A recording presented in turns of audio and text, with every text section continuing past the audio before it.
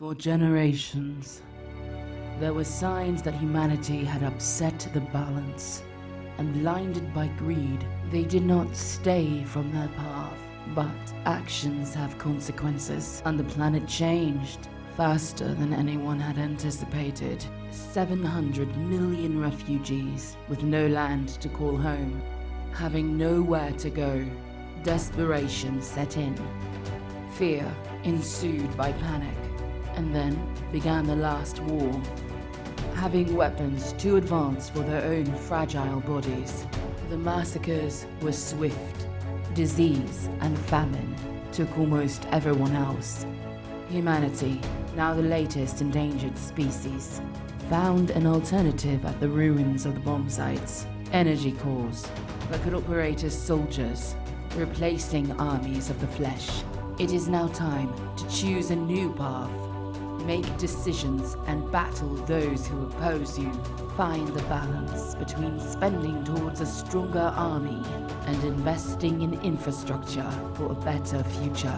Take humanity to the next level by taming the ultimate source of energy. But remember, actions have consequences.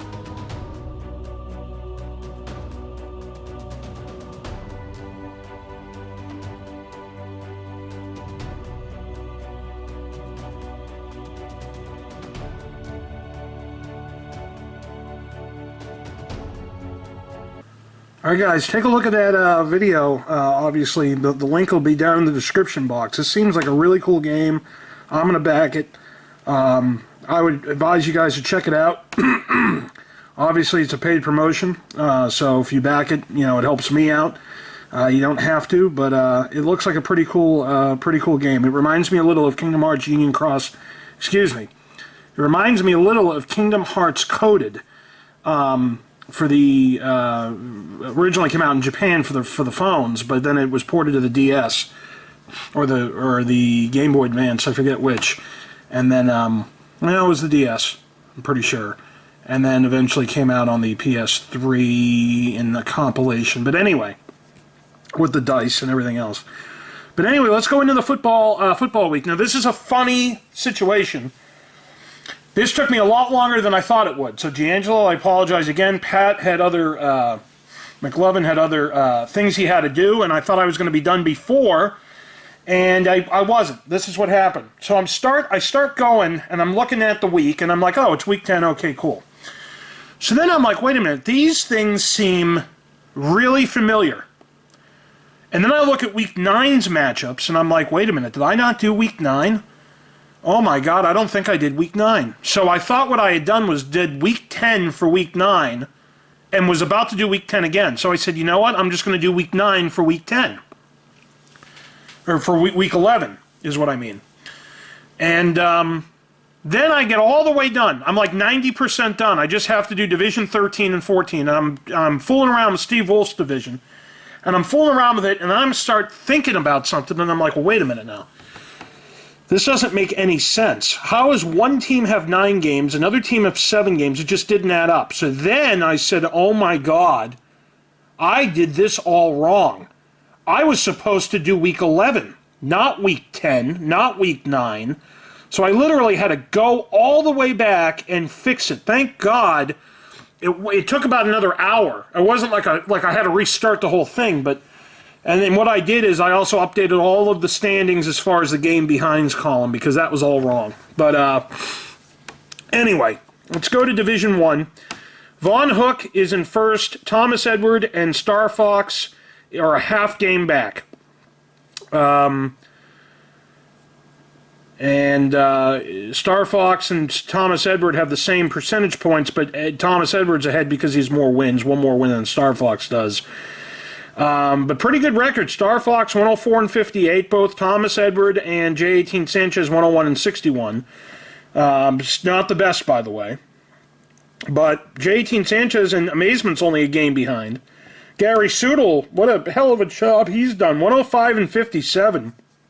Best record in the division. But unfortunately, he's had horrible luck. I mean, he's only 2 games out, so guys, don't sleep on Gary Soodle over here. And then, yes, 2.5 games out. Vadix, 3 games out. And then everybody else is what they are. Mr. Hippie Man's battled his way back up to 500. So good for him. We go to Division 2. And in Division 2, we got Harry O'Neill, 10-0-1. He actually tied... No, he won. I'm sorry. What am I talking about? He won a game. Christian Warnsley is a half game... excuse me, half game out. Excuse me. Yosef has the best record in this division at 99-63. He's 2 games out with Jason Block. And the Gaming Goalie Channel is 3 games out. Everybody else doesn't play. We go to Division 3. Carlos Ruiz, also 10-0-1, 106-56. Right now, is that the best record? It is, but it isn't. You'll find out later on in the video. CV Gunn, 9-2, game and a half out. He's won 5 in a row, but Carlos Ruiz ain't fucking around. He's won 8 in a row. Glenn Taylor's tied 10 times in a row. Kenosi finally lost a game. He's 1-1-9. And Hector Flores is 3.5 out. So that's Division 3. We go to Division 4. Gabe Kronig, 9-0-1. Jack M, 108-54. I think so far that is the best record, but it is not the best record, if that makes sense to any of you. We'll get to the best record later on. Oop, let's go back to Division 4. But Jack M won 4 in a row. He's 2.5 out. Adama's won 6 in a row. Gabe's won 7 in a row. Dan's won 5 in a row. Dan's only a game behind. So this is a division to watch out for. Division 5, Telluride Gaming is 9 in a row. He's still a half game out because Goldilocks has won 6 in a row. 10-1. Cool Man's a game out. Thomas Miranda writes is a game and a half out. He had a bye. Mark Barron, who isn't Jewish, 2.5 out. Everybody else sucks. King Manuel finally lost a game. He had tied 10 times in a row. He finally got an L. So, King Manuel, we hardly knew ye. Let's go to Division 6 with Magic Baku Aku. Won 5 in a row. Chris Matranga, the Mob, 7 in a row. He's a game out.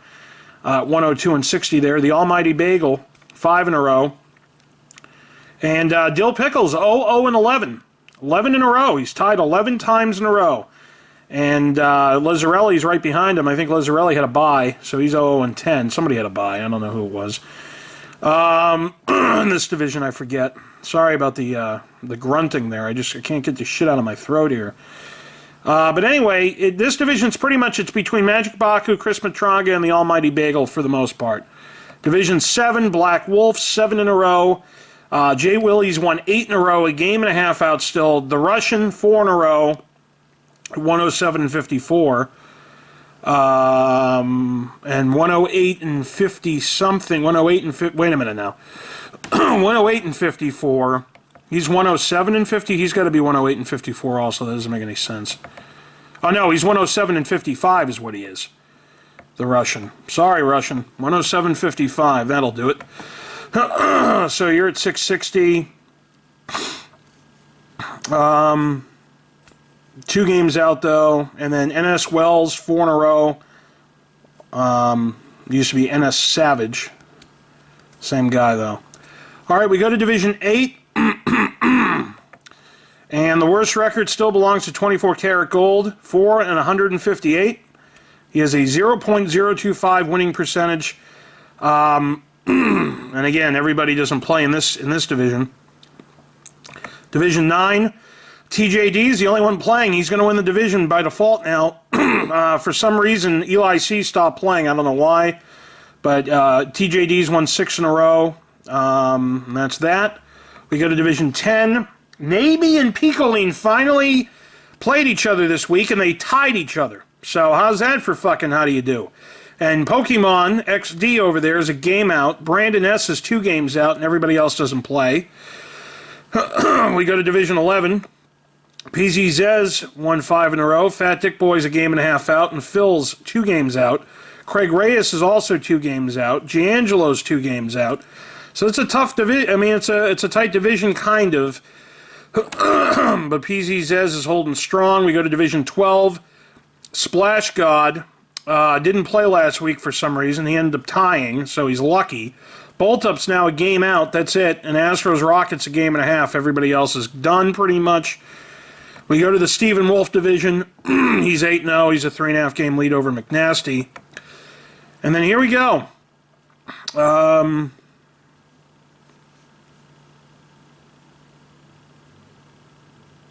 This is wrong. This is wrong.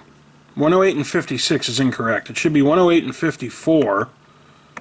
This is interesting. And then 107 and 55.